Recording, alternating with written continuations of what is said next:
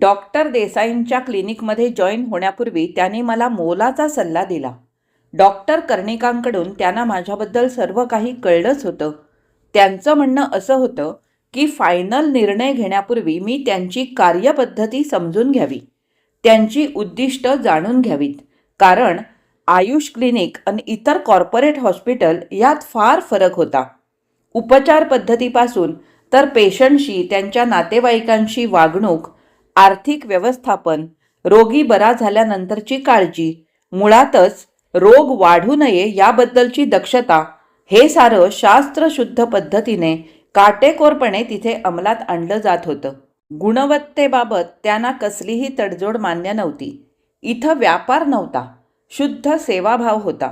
सगळं काही फुकट हा अतिरेकही नव्हता. कोणतीही संस्था चालवायची तर भांडवल लागतंच. महागडे मेडिकल इक्विपमेंट, उपकरणं, कर्मचाऱ्यांचे पगार असे अवाढव्य खर्च असतात. मल्टी स्पेशालिटी हॉस्पिटलचे व्यवस्थापन ही वेगळीच यंत्रणा असते. त्यासाठी देणग्या, अनुदान सहजासहजी मिळत नाहीत. हा पैसा येणार कुठून? पेशंटकडूनच ना. पण त्यासाठी पारदर्शी धोरण हवं. कुणाला फसवायचं नाही, खोटे व्यवहार करायचे नाहीत. आपल्या धोरणाशी, उद्दिष्टासाठी प्रामाणिक राहायचं, ज्यामुळे पेशंटलाही समाधान, आपल्यालाही लाभ. हे आपण निश्चितच करू शकतो, प्रामाणिक इच्छाशक्तीच्या बळावर. डॉक्टर देसाईंचा दृष्टिकोन मला पटला. त्यातलं वेगळेपण मला भावलं. तसं पाहिलं तर नवीन काहीच नव्हतं. जे होतं ते सगळं पारदर्शी होतं, सरळ स्वच्छ होतं, विचाराला नवी दिशा देणारं होतं. मी डॉक्टर देसाईंना होकार दिला. आयुष क्लिनिकमध्ये माझ्या आयुष्याच्या नव्या पर्वाला सुरुवात झाली. आयुष क्लिनिकचा परिसर अतिशय रम्य आणि विस्तीर्ण होता. निसर्गाने नटलेला होता. डॉक्टर देसाईंना ही जागा त्यांच्या आजीकडून मिळाली होती. ती विकून त्यांना प्रचंड आर्थिक लाभ झाला असता. पण त्याचा उपयोग उत्तम रुग्णसेवेसाठी करून त्यांनी एका अर्थी आपल्या आजीचं स्वप्न पूर्ण केलं. शेवटच्या घटका मोजताना तिने आपल्या या डॉक्टर नातवाकडून वचन घेतलं होतं. ज्या समाजाने आपल्याला घडवलं, वाढवलं, त्या समाजाचे आपण देणे लागतो. त्यांच्यासाठी आपण कृतज्ञ भावनेने, निस्पृह वृत्तीने काहीतरी केलं पाहिजे. डॉक्टरांनी आजीला तसं वचन दिलं. या पूर्ण परिसराची आखणी, बांधणी, विकास, सोयी यात डॉक्टरांनी स्वतः लक्ष घातलं. तज्ज्ञांचा सल्ला घेतला. एरवी दवाखाना म्हटला की पेशंटच्या मनात धडकी भरते. कधी हॉस्पिटल सोडतो असे वेध लागतात. या दवाखान्यात घरासारखे वाटावे अशी एकूण रचना केली.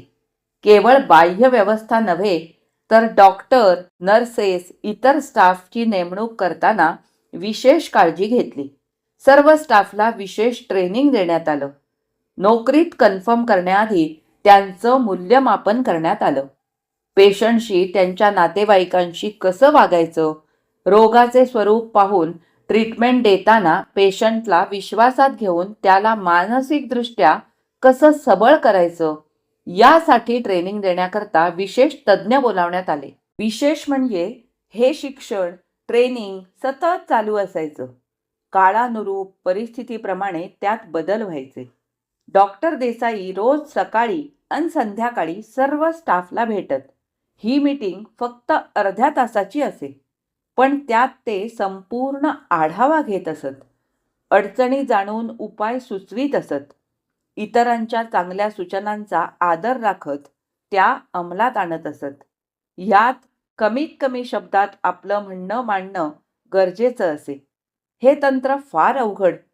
हळूहळू ते सर्वांच्या अंगवळणी पडलं.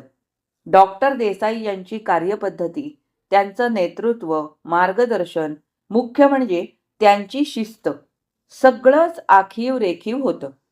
प्रत्येकजण आपोआप त्या शिस्तीचा भाग होत असत. तिथे दुसरा पर्याय नव्हता. पहिल्या चुकीला क्षमा, पण तीच चूक पुन्हा केली तर खैर नाही. शिस्तीचा बडगा. सगळ्यांना ते हवं हवंसं वाटणारं होतं. त्यात सक्ती नव्हती. सहभाग अपेक्षित होता. त्यामुळे कुणाला कशाचं ओझं वाटत नव्हतं. शिस्त जेव्हा जीवनाचा अविभाज्य भाग बनते तेव्हा तिचा आनंद घेता येतो. आयुष क्लिनिकच्या कॅम्पसमध्ये काही डॉक्टरांच्या निवासाची देखील सुसज्ज सोय होती. डॉक्टर देसाई देखील याच परिसरात राहायचे. मीही याच सोयीचा लाभ घ्यायचं ठरवलं. त्यामुळे मला क्लिनिकला जास्तीत जास्त वेळ देता येणार होता. मलाही अशी गुंतवणूक हवीच होती, मन ताळ्यावर येण्यासाठी. त्यातच डॉक्टर देसाईंनी एक नवी जबाबदारी माझ्यावर सोपवली. आयुष क्लिनिकला काही खास वृद्ध जोडपी ट्रीटमेंटसाठी यायची. या व्यक्तींची मुलं परदेशी किंवा परगावी होती. तिथेच स्थायिक झाली होती. त्यांना आपल्या पालकांची नियमित तपासणी करून सेवाभावी विश्वासार्ह ट्रीटमेंट हवी होती. त्यांना हॉस्पिटलला यावं लागू नये, तर घरीच तपासण्या व्हाव्या.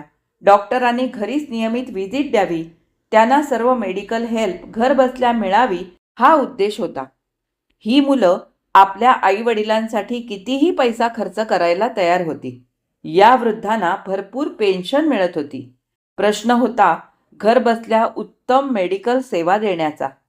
अडीअडचणीला हॉस्पिटलमध्ये ॲडमिट करून स्पेशल रूमची व्यवस्था हवी होती. थोडक्यात घरच्यासारखी काळजी घेणारी मेडिकल यंत्रणा उभी करायची होती. हा प्रकल्प तयार झाला होता. सुरुवातही झाली होती, पण त्याचा विस्तार करण्याची गरज होती. अंमलबजावणी करताना त्रुटी राहू नयेत म्हणून प्रत्येक पायरीवर काळजी घेणं गरजेचं होतं. यासाठी मला शलाकाबरोबर काम करायचं होतं. शलाका डॉक्टर देसाईंची मुलगी. ती आधी अमेरिकेत होती. ती MBA फायनान्स होती. तिकडे मोठ्या कंपनीत तिनं काम केलं होतं जबाबदारीच्या पदावर. तिकडे तिने एका अमेरिकन मुलाशी लग्न केलं. त्याच्यापासून तिला एक मुलगी होती. पण पुढे तिचा घटस्फोट झाला. तो तिला सोडून गेला.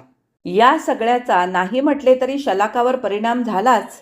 तिला सावरायला डॉक्टर देसाई अमेरिकेत देखील गेले आणि येताना तिला व तिच्या मुलीला घेऊन इथे आले. तिची देखील भरपूर जमा होती नोकरीतली. शलाका डॉक्टर देसाईंना या नव्या प्रोजेक्टमध्ये जॉईन झाली. संपूर्ण व्यवस्थापन, फायनान्स आता ती बघणार होती. डॉक्टर देसाईंना आता विश्वासातलं जवळचं कुणीतरी हवंच होतं. क्लिनिकचा पसारा दिवसेंदिवस वाढतच होता. शलाकाच्या लहान मुलीच्या भवितव्याचा देखील प्रश्न होताच. शलाकाने वृद्ध व्यक्तीच्या हेल्थकेअर प्रोजेक्टची जबाबदारी स्वतःकडे घेतली. तिला अमेरिकेतील अशा सोयीसुविधांची कल्पना होती. शिवाय प्रोजेक्ट प्लॅनिंग, अर्थनियोजन याचाही छान अनुभव होता. ती अतिशय हुशार होती, धोरणी होती. तिला मन गुंतवायला साधन, आव्हान हवंच होतं. ती मन लावून जोमाने कामाला लागली. मला शलाकाबरोबर काम करायचं होतं. तिला प्रोजेक्ट प्लॅनिंगसाठी, आर्थिक बजेट प्लॅनिंगसाठी लागणारे मेडिकल इनपुट्स मला द्यायचे होते.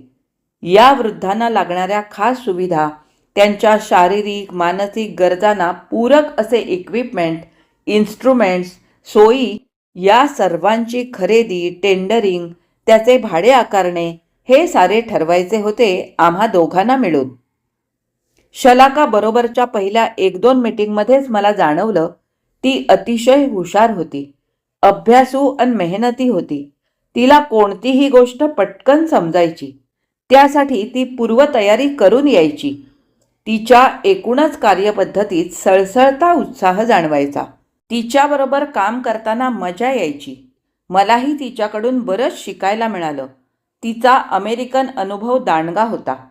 तिथल्या भारतीय तरुण पिढीची मानसिकता, आर्थिक कुवत तिला माहिती होती. त्यानुसार तिने आर्थिक गणित जुळवलं, प्लॅनिंग केलं. आम्ही जोमाने कामाला लागलो. आमचे सूर छान जुळले. डॉक्टर देसाईंच्या आयुष क्लिनिकला जॉईन करण्याचा माझा निर्णय माझ्यासाठी टर्निंग पॉईंट ठरला. मी सुचवलेले या प्रकल्पाचे संध्याछाया हे नाव सगळ्यांनाच आवडले. तेच मान्य देखील झाले. शलाकाचे अमेरिकेतील संपर्क, डॉक्टर देसाई यांच्या ओळखीपाळखी, त्यांची सामाजिक प्रतिष्ठा, त्यामुळे संध्याछाया हा प्रकल्प द्रुत गतीने साकारला.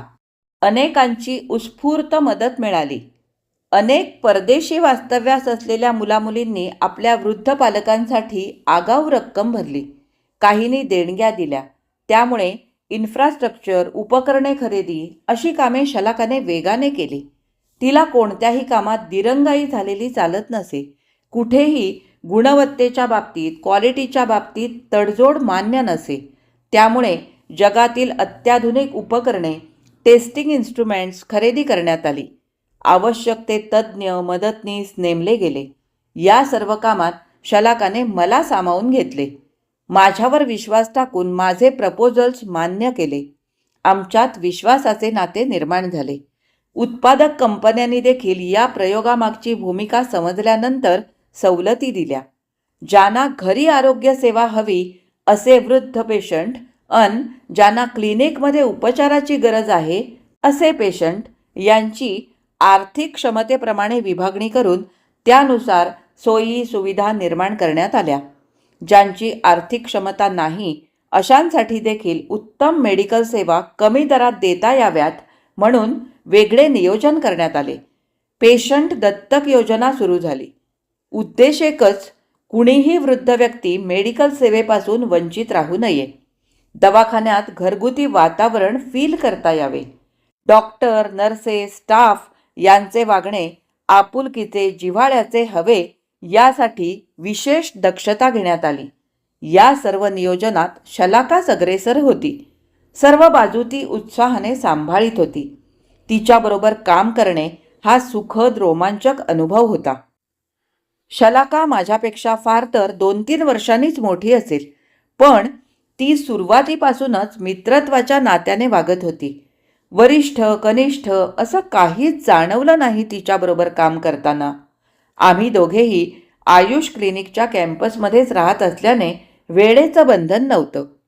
आमची जवळीक कशी वाढली हे आमचं आम्हालाही कळलं नाही. त्या दिवशी नाईट ड्युटी झाल्यामुळे दिवसा मी मोकळा होतो. खरे तर नियमाप्रमाणे ऑफ डे होता माझा, पण शलाकाचा निरोप आला की काही महत्त्वाची टेंडर्स आली आहेत संध्याछाया प्रकल्पाची. ते तपासून तातडीने निर्णय घ्यायचा आहे. तिचं म्हणणं की डिनर आधी चर्चा करूया. घरच्या बंगल्यावर देखील शलाकाचं स्वतंत्र ऑफिस होतं. अमेरिकन कल्चरमध्ये वाढलेली शलाका डॉक्टर देसाईंबरोबर न राहता हॉस्पिटलमधील त्यांच्या बंगल्यात मुलीबरोबर राहत होती. नोकर चाकर असल्याने तसा काही प्रॉब्लेम नव्हता तिला. मला माझी स्वतंत्र स्पेस आवडते असे ती नेहमी म्हणायची बोलताना. मी जाताना तिच्या मुलीसाठी चॉकलेट्स घेऊन गेलो, पण ती घरी नव्हती. अरे वीकेंड आहे ना, म्हणून ती शाळेच्या मैत्रिणींकडे गेली स्लीपओव्हरसाठी. आजकाल हे नवं फॅड निघालंय. रात्री मैत्रिणींकडे जमायचं, खाणं पिणं, व्हिडिओ, खेळ, दंगा, मस्ती. त्यांनाही त्यांची स्पेस हवी असते, शलाका सांगत होती. हेही बरोबर आहे. आपल्याला स्पेस हवी, मग त्यांना का नको? एकाच घरात अनेक छोटी छोटी घरं निर्माण करतो आपण. पूर्वी हे असं नव्हतं, मी म्हटलं. काळ बदलला. पाश्चात्य फॅशन, फॅड इकडे आलीत. आपले योगा, आपले सद्गुरू तिकडे गेले. आपण व्यायाम, आसनाचा कंटाळा करतो. अमेरिकेत लोक प्राणायाम योग करतात. बरं, ते जाऊ दे. बियर घेणार ना? I have quality stuff.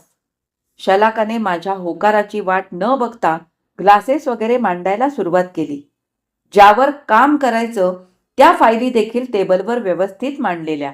तिनं स्वयंपाकघरात काही सूचना दिल्या. तिच्या बोलण्या वागण्यातला डौल, तिची प्रत्येक हालचाल मोहक होती. एका सुंदर चालत्या बोलत्या शिल्पासारखी मोहक होती. एकदम ग्रेसफुल. बियरचे फेसाळलेले ग्लासेस चीअर्स म्हणत ओठाला लावत आम्ही कामाला सुरुवात केली. हा मला माझा ड्रीम प्रोजेक्ट वाटतो, मी मनातलं बोलून गेलो. खरंय, ज्या गोष्टीत मनापासून आनंद मिळतो तेच काम 100% समाधान देखील देतं. एरवी करायचं म्हणून आपण अनेक गोष्टी करतो. शिक्षण, नोकरी, लग्न, संसार, मग मुलं बाळं, मग त्या पोटी जन्मलेली कर्तव्य. यापैकी कितीत आपला जीव असतो हे महत्त्वाचं नाही का? मी अमेरिकेतून परतण्याचा निर्णय घेतला तो याच कारणाने. तिथं जीवच रमत नव्हता. हे खरंय, मी गेले आपल्या जिद्दीनं. पार्टनर निवडला आपल्या जिद्दीनं. पप्पांना हे फारसं मान्य नव्हतं. जेव्हा मी मुलीसह विशाखासह परत येण्याचा निर्णय घेतला त्याचा सर्वात जास्त आनंद पप्पांना झाला. तुमच्यासारख्या सहकार्यामुळे मला या पप्पांच्या नव्या प्रोजेक्टमध्ये सामील झाल्यापासून जगण्याचं पर्पज मिळालं. खरं सांगते, फार महत्त्वाचं असतं आयुष्यात हवं तसं आवडतं पर्पज मिळणं. मुख्य म्हणजे त्या प्रवासात तुझ्यासारखी चांगली झोकून देणारी माणसं मिळणं. पप्पांचा चॉईस चांगलाच असतो. त्यांना सिक्स्थ सेन्स आहे अशा बाबतीत. ती बोलत होती. सोबतीने आम्ही फायलीवर चर्चा करीत होतो. पटकन निर्णय घेत होतो. मला तिचं एक आवडलं. काही ठिकाणी किमती जास्त असल्या तरी ती आलेली प्रपोजल तपासत होती. मेडिकल संबंधी जे समजत नाही त्यावर मला 1760 प्रश्न विचारत होती. शंका उपस्थित करत होती. तिचं समाधान झालं की कॉस्टली प्रपोजल देखील मान्य करीत होती. मला तिचा ओपननेस भावला. डॉक्टर देसाई आणि त्यांची लेक शलाका यांच्यात या बाबतीत तरी फरक होता. आर्थिक बाबतीत डॉक्टर देसाई फार चिकित्सक होते. शलाकाचे तत्व always open for debate. Just convince me असं म्हणायची ती. स्वयंपाक करून सारं काम आटोपून तिची बाई निघून गेली. आता आम्ही बंगल्यात दोघेच होतो. टेंडर फायनल झाली. शलाकाने दुसरा ग्लास भरला आणि माझ्या डोळ्यात थेट बघत म्हणाली, शाल्वी. तिनं माझा हात हातात घेतला, हळुवारपणे दाबला. ती अधिकच जवळ सरकली. शाल्वीचा अर्थ आता मला कळायला लागला. माझ्या उत्तराची वाट न बघता तिने मला घट्ट मिठी मारली. ती स्वतःच आक्रमक झाली. माझेही भान हरपले. काही क्षण असे असतात जे संमतीची वाट बघत नाहीत. सगळं काही गृहीत धरतात. याला वाहावणं म्हणत नाहीत, स्वीकारणं म्हणतात. तो अनुभव विलक्षण दाहक होता. अंजलीशी ब्रेकअप, सुष्मिताशी लग्न, सूर न जुळलेली लय. अंजली आणि मी सीमा न ओलांडता बरेच जवळ आलो होतो. सुष्मिताशी तर विवाह झालेला, पण त्या स्पर्शात नवखेपण होतं. सगळं काही हातचं राखून होतं, पूर्णत्व नव्हतं. काही क्षणातच मला शलाकाचे वेगळेपण जाणवले, भावले. तिच्या अमेरिकी वास्तव्यातील स्वैर स्वातंत्र्य तिच्या प्रत्येक ॲक्शनमध्ये जाणवत होतं. तो केवळ उपचार नव्हता जवळ येण्याचा. त्या स्पर्शात कृत्रिम नाटक नव्हतं, खोटं लाजणं, नखरे असं काहीही नव्हतं. एखाद्या प्रचंड धरणाची सगळी दारं उघडल्यावर जसा जलप्रपात वादळ वेगाने अंगावर येतो तसा तो थरारक पण आनंददायी अनुभव होता. दोघांनाही सर्वांगाने तृप्त करणारा मोहक अनुभव. आपण एकमेकांसाठी जन्माला आलो नसू कदाचित, पण we are made for each other. माझ्या कानात पुटपुटत शलाका आवेगात म्हणाली. शलाकाच्या समर्पणातील केवळ देण्याचाच नव्हे तर घेण्याचाही अर्थ त्या रात्री मला कळला. आज रात्री इथेच थांब, उद्या पहाटे जा. शलाकाच्या नजरेतलं आव्हान टाळता येण्यासारखं नव्हतं. यात अपराधी वाटण्यासारखं काहीही नाही. जेव्हा गरज दोघांचीही असते त्यात वाईट असं काहीही नसतं. ती मला पुन्हा जवळ घेत म्हणाली. मला शन्ना नवरेंची शहाणी सकाळ कथा आठवली. रात्र वेडी असते, तिचा भरवसा नसतो. शहाणी असते सकाळ. अशा वेडेपणाची देखील सवय होऊन जाते कळत नकळत. अनेक वर्षे अमेरिकेत राहिल्यामुळे शलाकाला आधुनिक बदलाची, विज्ञान तंत्रज्ञानाची देखील चांगली जाण होती. वाचन देखील दांडगे. त्यामुळे तिच्या विचारात प्रगल्भता होती.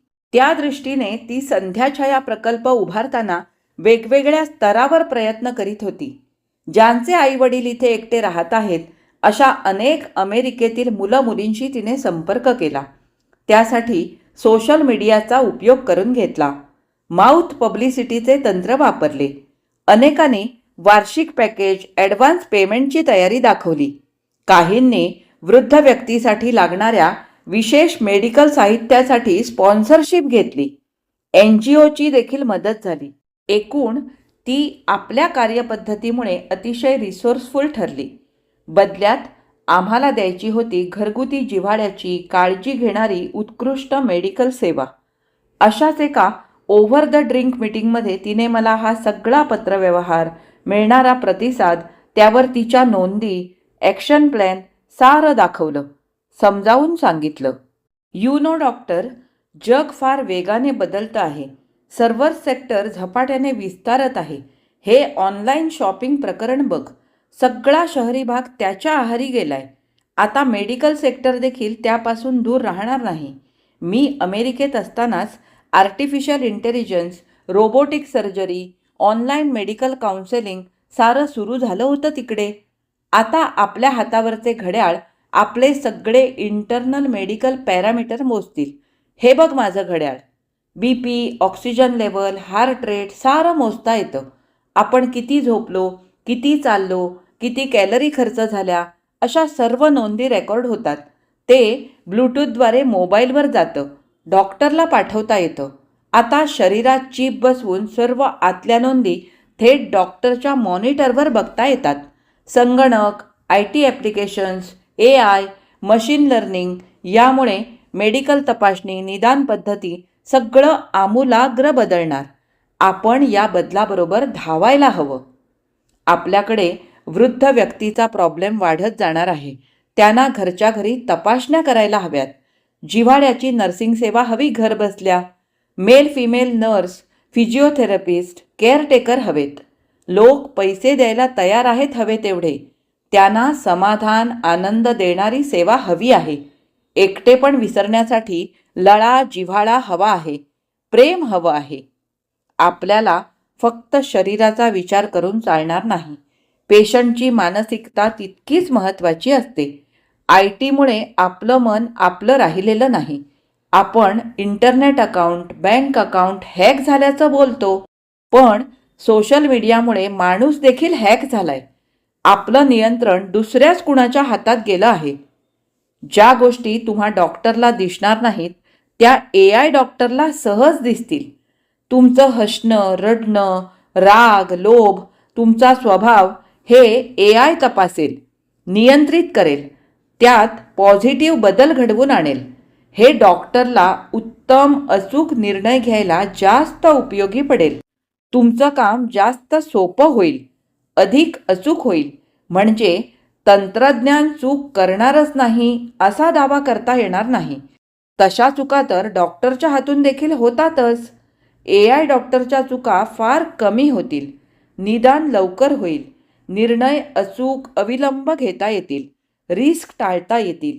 तुझं म्हणणं बरोबर आहे शलाका. बाहेरची प्रगती आपल्यापर्यंत पोहोचायला वेळच लागतो.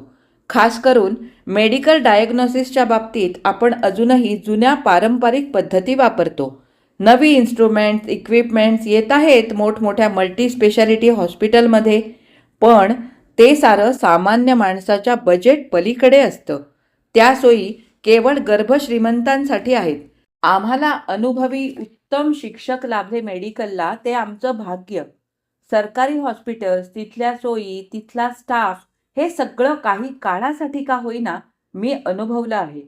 आपल्याकडील एकूणच परिस्थिती फार गंभीर आहे. तू म्हणतोयस ते खरंय डॉक्टर.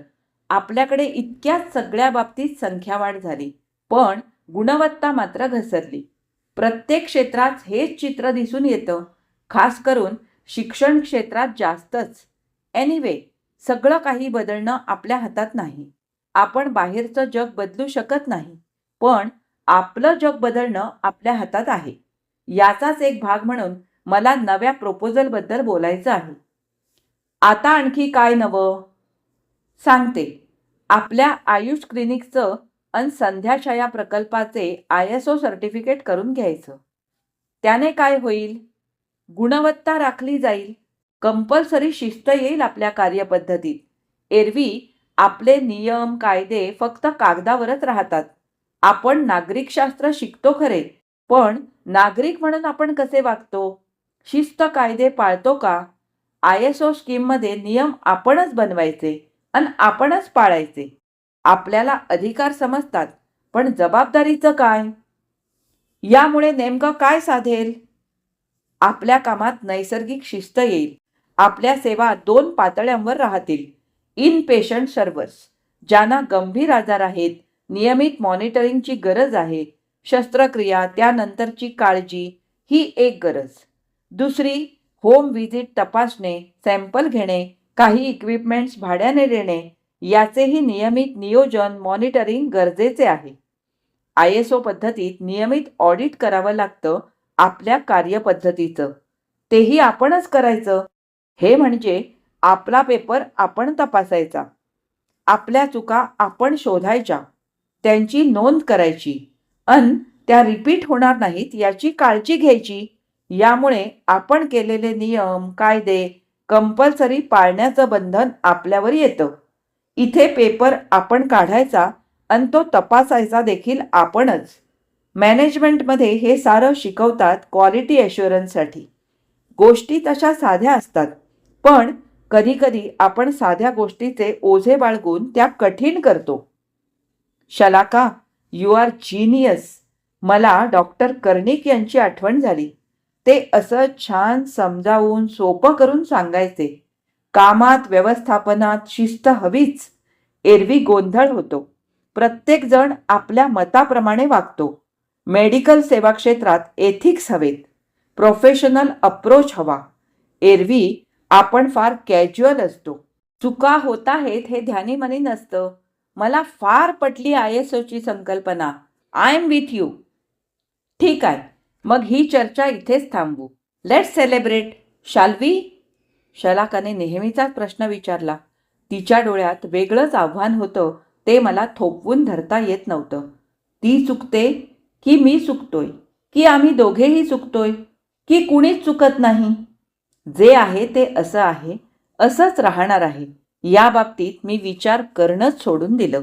डॉक्टर देसाईंच्या संध्याछाया प्रकल्पाचे घरगुती सेवेसाठी नोंदणी करणारे पहिले वृद्ध जोडपे होते दीक्षित.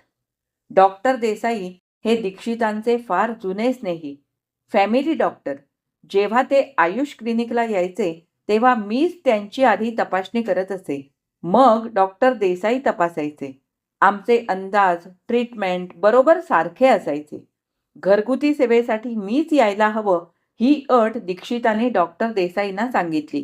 ती अर्थातच मान्य झाली. दीक्षितांचा जनसंपर्क दांडगा होता. त्यांच्यामुळे आणखी 8-10 जोडपी या प्रकल्पाचे सभासद झालेत. सर्वांची आर्थिक परिस्थिती उत्तम होती. सर्वांची मुलं अमेरिकेत, डॉलर्समध्ये भरपूर कमावणारे. इथे हे एकटे. बहुतेकांनी डोनेशन भरून वार्षिक सेवेचे डिलक्स पॅकेज घेतले. अट एकच, उत्तम घरगुती जिव्हाळ्याची सेवा हवी. केव्हाही कधीही व्हिजिट हवी, गरज पडेल तशी. दीक्षितांशी माझे छान सूर जुळले. त्यांच्याशी गप्पा मारताना मजा यायची. त्यांची स्मरणशक्ती जबरदस्त. भरपूर वाचन, सगळं त्यांना आठवायचं. त्यांचे संदर्भ अचूक असायचे. दीक्षितांना मी आबामाई म्हणायला लागलो. त्यांची दोन्ही मुलं परदेशात. मोठा अमेरिकेत, त्याने तिकडेच गोऱ्या मुलीशी लग्न केलं. दुसरा जर्मनीत, तो PhD इंजिनियर, मोठ्या पदावर. बायको इकडची, पण तीही तिकडेच शिकलेली, वाढलेली. नातू तिथेच जन्मले, वाढले, सगळे तिकडचेच झाले. आबामाईंना कसलेच सुख भोगता आले नाही. कुणाचेच नीट आपल्या पद्धतीने कोड कौतुक करता आले नाही. याचे माईंना खूप वाईट वाटायचे. आबा त्या मानाने कोरडे, बोलून दाखवणार नाहीत. खंत त्यांच्याही मनात होती, पण आलिया भोगासी असावे सादर या न्यायाने त्यांनी आहे ते आहे तसे मान्य केले, स्वीकारले. त्यांचा स्वभाव जॉली, तब्येती चांगल्या होत्या. शरीराने साथ दिली तोपर्यंत ते खूप हिंडले माईंना घेऊन. कुठेही गेले की नवी ओळख, नवे मित्र जोडण्याची सवय, ते संबंध टिकवून ठेवण्याची धडपड. त्यामुळे त्यांचं कुणाशीही छान जमायचं. मी दीक्षितांकडे तपासणीसाठी गेलो की तासाभराची निश्चिंती असे. खाणे पिणे, मोकळ्या सैल गप्पा, एखादे ड्रिंक. माझाही छान वेळ जायचा. एखाद्या खळाळत्या झऱ्यात न्हावून निघाल्यासारखं वाटायचं. मला ते आईवडिलांसारखे वाटायचे. मी त्यांच्याकडे मुद्दाम रविवार पाहून जायचो. OPD नसल्याने मलाही मोकळा वेळ. त्यांच्या रुटीन तपासण्या आटोपल्या की वेळच असे. गप्पांसाठी रान मोकळे. साऱ्या तपासण्या नॉर्मल असल्या की तेही निश्चिंत. शलाकाशी वाढलेली जवळीक, आमच्या भेटीगाठी, त्यातली गुंतागुंत यामुळे मी जरा अस्वस्थ होतो. असाच या बेचैनीवर उतारा म्हणून मी दीक्षितांचे घर गाठले. अनायासे त्या दिवशी त्यांच्या लग्नाचा वाढदिवस देखील होता. छान निमित्त होते. माईंनी आबांच्या आवडीची खास शेवयांची खीर केली होती. माईंच्या हाताला छान चव होती. वयोमानानुसार मर्यादा होत्या, पण हाताशी नोकर चाकर बाया होत्या. माईंचा हात स्वयंपाकाला लागायलाच हवा हा आबांचा लाडका आग्रह. तो पुरवण्यात माईंना समाधान, मग शरीर साथ देवो वा न देवो त्याची पर्वा नाही. गप्पांच्या ओघात आबा आपल्या जीवनाचे तत्वज्ञान सांगायला लागले. डॉक्टर, तुम्हाला एक सांगतो. आमच्या वयाची इकडे एकटी राहणारी वृद्ध जोडपी तुम्हाला मनाने दुबळी झालेली दिसतील. त्यांना शारीरिक व्याधी असतील. वयोमानाप्रमाणे ते चालायचंच, पण खरा प्रॉब्लेम मनाशी निगडीत असतो. आपण आपला आनंद सगळे सोयरे मित्र यांच्यात शोधायला जातो. तिथेच आपलं चुकतं. माझ्या आनंदाला माझी बायको, माझी मुलं, माझे नातेवाईक, मित्र कारणीभूत नसतात. माझा आनंद मलाच शोधावा लागतो. म्हणजे माझी सून, माझी नातवंड माझ्याजवळ असतीलही, पण आमचे त्यांचे सूर जुळले नाही तर, किंवा त्यांनाच आमचा त्रास होणार असेल तर, त्यापेक्षा दुरून डोंगर साजरे. एकाच घरात राहणाऱ्या किती सासूसुनांचं पटतं. माझी एक बहीण पुण्याला असते. तिच्या 2 मुलींनी घराचा नकार असूनही आपल्या मर्जीने विवाह केलेत. पण 2-3 वर्षात घटस्फोट. मुलगा सून आहे, पण सासू सुनेचा संवाद नाही. दोघींमधून विस्तव जात नाही. मला सांगा डॉक्टर, काय उपयोग अशा नात्याचा? त्यापेक्षा आम्ही बरे. कुणावर अवलंबून नाही. मुलं बाहेर असली तरी त्यांना जाण आहे. दररोज व्हिडिओ कॉल करतात ठरल्या वेळी. लहान होती तेव्हा नातू नाती बोलायच्या जिव्हाळ्याने. आता त्यांना कळायला लागलं. ती मोठी झालीत. त्यांचं विश्व बदललं. चालायचंच. मला भरपूर पेन्शन आहे. स्वतःचं घर आहे. किरायेदार आहेत शेजारी. भाडं मिळतं. शिवाय मेडिकल इन्शुरन्स आहे. मुलेही पाठवतात तिथून काही ना काही. येतात 1-2 वर्षाआड. तेव्हा असते आमची होळी दिवाळी. आता मी कितीही नाही म्हटलं तरी तुमच्या संध्याछाया क्लिनिकचे वार्षिक पॅकेज, डिपॉझिट त्यानेच भरलं ऑनलाईन. आपण चांगले तर जग चांगले अशी माझी सोपी थिअरी आहे जीवनाची. शेवटी कुणीच कुणाचा नसतो इथे. नाटकात काम करणारे ऐतिहासिक पात्र जरी पल्लेदार संवाद फेकत असला, जोमाने मुठीतली तलवार फिरवत असला, तरी तो तुम्हाला खरं वाटावं असं खोटं नाटकच करीत असतो. तुम्ही एक मार्क केलंय का? ज्याचे प्रेमविवाह होतात त्यांचेच जास्त घटस्फोट होतात. घाई गडबडीत घेतलेले अपरिपक्व निर्णय घातक ठरतात. याला वाहावणं म्हणतात. पूर्वीचे संसार सुखाचेच असतील असं मी म्हणणार नाही, पण नाती टिकवून ठेवण्याची, निभावून नेण्याची जिद्द असायची दोन्ही पक्षी. ज्याला तुम्ही पेशन्स म्हणता तो भरपूर प्रमाणात होता. आता एक घाव 2 तुकडे करण्याकडे जास्त कल असतो. तुम्ही म्हणताय ते खरंय आबा. टाळी एका हाताने वाजत नाही. तू नाही और सही ही वृत्ती वाढली आहे. दोस्तीसाठी देखील 2 हात एकात-एक गुंतावे लागतात.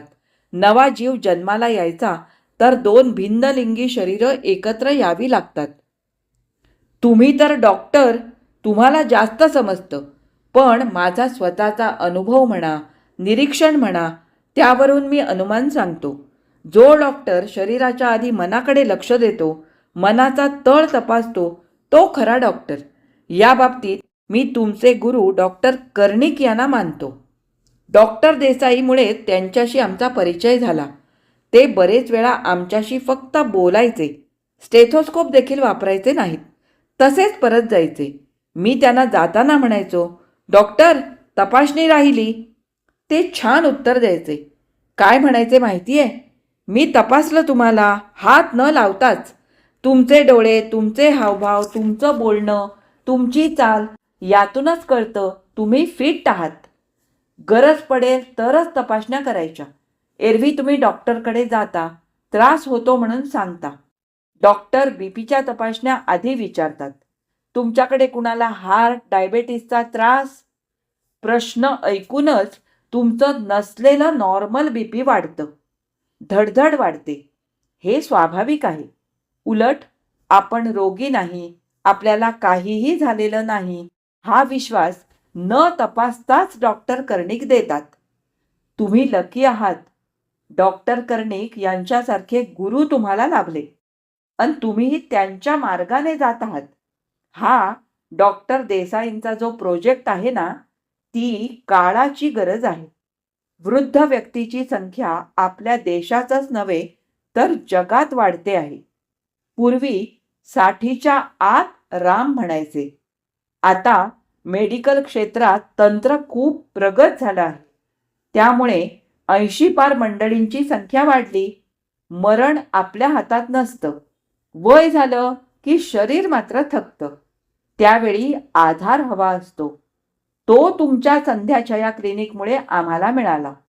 माझा तर विश्वास आहे डॉक्टर, परमेश्वराचे कोणतेही प्रयोजन निरर्थक नसते. त्यामागे उद्देश असतो, शिकवण असते. पण आपण त्या गांधीजींच्या 3 माकडांसारखे कान डोळे तोंड बंद करून जगतो. आबा असे छान बोलायचे. त्यांची स्मरणशक्ती दांडगी. अनेक संदर्भ ओठांवर. त्यांना विषयाचे बंधन नव्हते. उर्दू शेर शायरीचे वेड. अनेक उर्दू शायरी तोंडपाठ. माईची भूमिका श्रोत्याची. पदरी पडले अन पवित्र झाले या भूमिकेतून त्यांनी संसार केला. मुलांचे परदेशी स्थिरावणे, सुना नातवंडाच्या आनंदाला पारखे होणे याची खंत त्यांच्या बोलण्यात वागण्यात जाणवायची. पण तेवढ्यापुरतीच. त्या दुःखाला त्यांनीही फार गोंजारलं नाही. त्यांनी आबांच्या हाताला हात लावून नेहमीच मम म्हणण्याचं धोरण ठरवलं. वय झालं तरी उत्साह कायम. मी गेलो की काही ना काही खाऊ घालणं ठरलेलं. माझा हात लागल्याशिवाय यांचं पोट भरत नाही, काही ना काही तक्रार करीत बसतात. आबामाईंच्या एकमेकांविषयीच्या तक्रारी देखील गोड असायच्या. उशिरा का होईना मला आई वडील मिळाले, आबामाईच्या स्वरूपात. उंच सखल रस्त्यावर चालताना असे शीतल झरे हवेच असतात प्रवासात. आजचा हा भाग इथेच संपला. हा भाग जर तुम्हाला आवडला असेल तर लाईक करा, शेअर करा आणि जर तुम्ही माझ्या चॅनलवर नवीन असाल तर माझ्या चॅनलला नक्की सबस्क्राईब करा आणि सोबतचं बेल आयकॉन सुद्धा दाबायला विसरू नका. आता आपण पुन्हा भेटू याच लघु कादंबरीच्या 4थ्या म्हणजे शेवटच्या भागामध्ये. तोपर्यंत मी तुमचा निरोप घेते. धन्यवाद.